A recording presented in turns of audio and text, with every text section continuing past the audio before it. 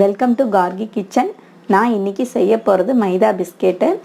என் channel முழுசாக பாருங்கள். பிடிச்சிருந்தால் லைக் பண்ணுங்கள், ஷேர் பண்ணுங்கள், கமெண்ட் பண்ணுங்கள், சப்ஸ்கிரைப் பண்ணுங்கள்.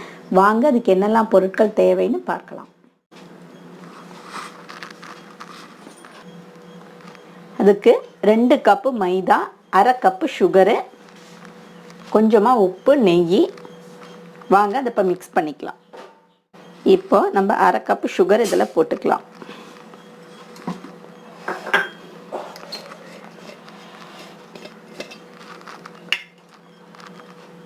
அதே சுகரோட அதே அளவு ஹாட் வாட்டர் இதில் விட்டுக்கலாம்.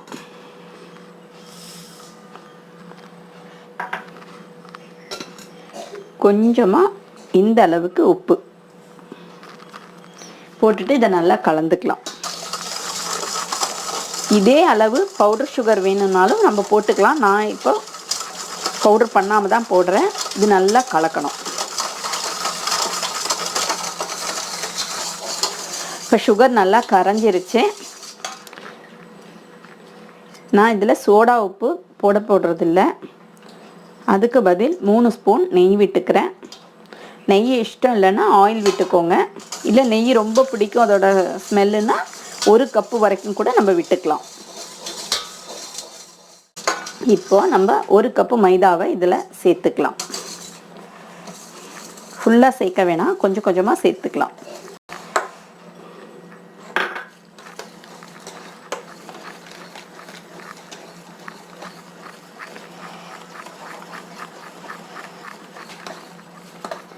இப்போ அடுத்ததையும் போட்டுக்கலாம்.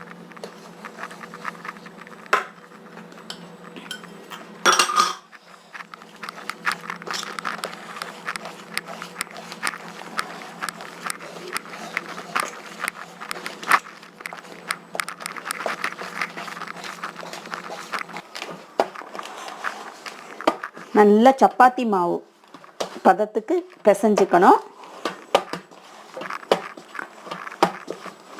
இப்போ நமக்கு கையில் ஒட்டுற மாதிரி இருக்கும். ஆனால் நம்ம நல்லா அடித்து பிசைஞ்சு வைக்கணும். வச்சு ஒரு 3/4 மணி நேரம் ஆனதுக்கு அப்புறம் நல்லா இறுகி நல்லா இருக்கும் மாவு.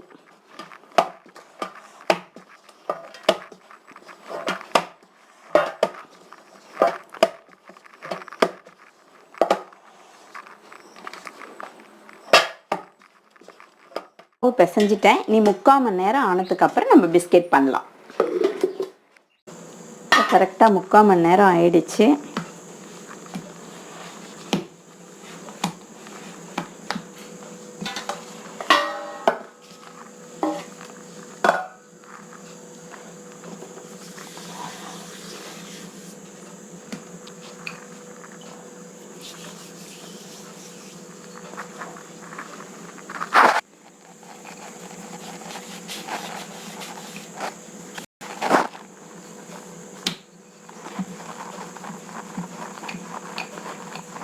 ரொம்ப மெல்லிசாவும் இருக்கக்கூடாது, ரொம்ப கனமாகவும் இருக்கக்கூடாது.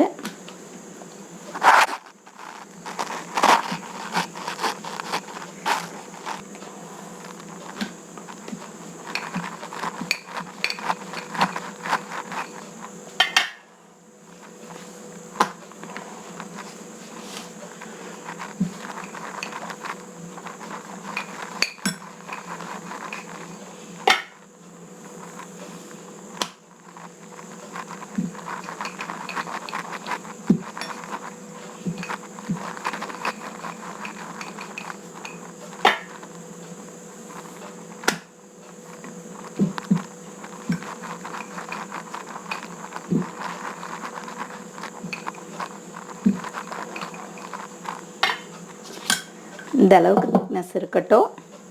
இதை ஸ்கொயரில் இல்லைன்னா டைமண்டில், இது நம்ம இஷ்டம், இப்படி கட் பண்ணிக்கலாம்.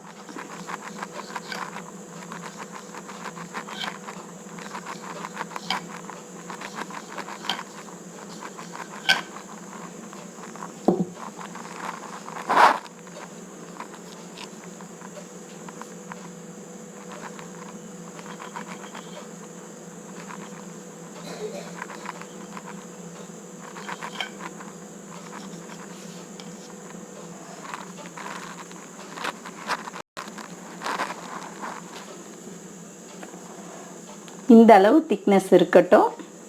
இப்போ எல்லாத்தையும் நம்ம எடுத்து வச்சுக்கலாம்.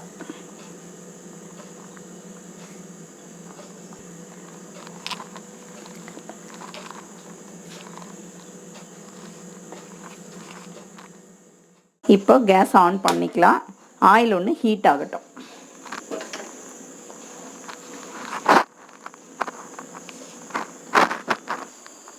எண்ணெய் ஹீட் ஆகிடுச்சான்னு பார்த்துக்கலாம்.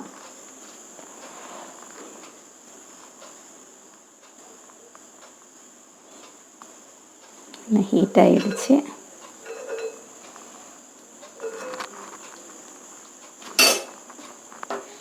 கொஞ்சம் கொஞ்சமாக போட்டுக்கலாம்.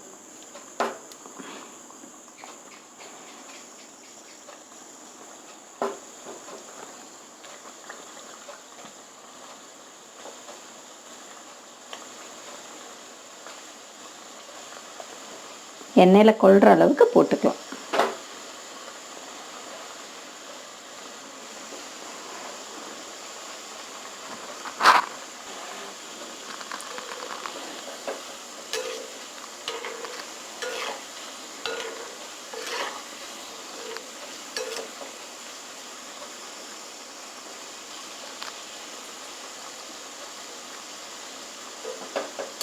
இந்த சைடும் திருப்பி போட்டிருக்கேன். இதுவும் நல்லா வேகட்டும்.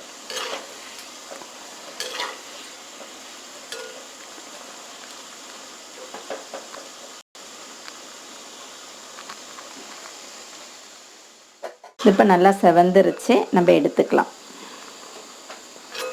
இது ஸ்லோ ஃப்ளேம்லேயே வச்சு வேக வைக்கணும். அப்போ தான் உள்ளே நல்லா வேகும். இதே மாதிரி நம்ம அடுத்ததையும் போட்டுக்கலாம்.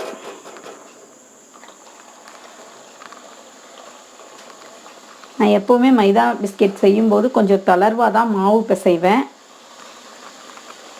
அப்போ பார்த்தீங்கன்னா கொஞ்சம் நல்லா சாஃப்டாக இருக்கும். அதுக்காக உங்களுக்கு வேணும்னா நல்லா டைட்டாக பிசைஞ்சிட்டு கூட இடலாம், ஒன்றும் தப்பு இல்லை.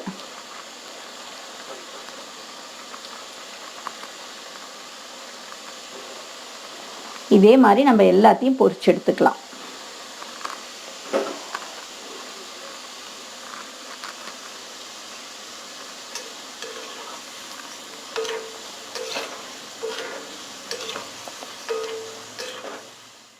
பொரிச்சு எடுத்துட்டேன். பொரிச்சு எடுத்த உடனே பார்த்தீங்கன்னா ஒரு மாதிரி நமுத்து போன மாதிரி இருக்கும். ஆனால் கொஞ்ச நேரம் ஆனதுன்னா நல்லா மொறு மொறுன்னு ஆகிடும். இதே மாதிரி செஞ்சு பாருங்கள். இது கோதுமை மாவுலையும் செய்யலாம். நான் இன்றைக்கி மைதாவில் தான் செஞ்சுருக்கேன். குழந்தைங்களுக்கு ரொம்ப பிடிக்கும். அவங்களுக்கு ஸ்கூலுக்கு ஸ்நாக்ஸ் கொடுத்து விடுறதுக்கும் ஒரு இதுதான், வெரைட்டி தான். அடுத்த இதில் பார்க்கலாம். பாய்.